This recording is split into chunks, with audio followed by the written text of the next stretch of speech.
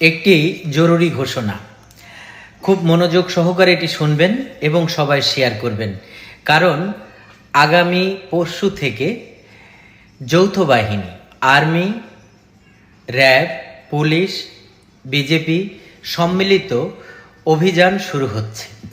এই শুদ্ধি অভিযানে অবৈধ অস্ত্র তোলার পাশাপাশি সোশ্যাল মিডিয়াতে যারা নোংরা ভিডিও করছেন, যারা সামাজিক অবক্ষয় করছেন, গায়ের পোশাক খুলে ফেলে মেয়েরা ভিডিও করছেন, ছেলেরা আপত্তিকর ভিডিও করছেন, তাদের আইডিগুলো তো ব্যান্ড হবেই।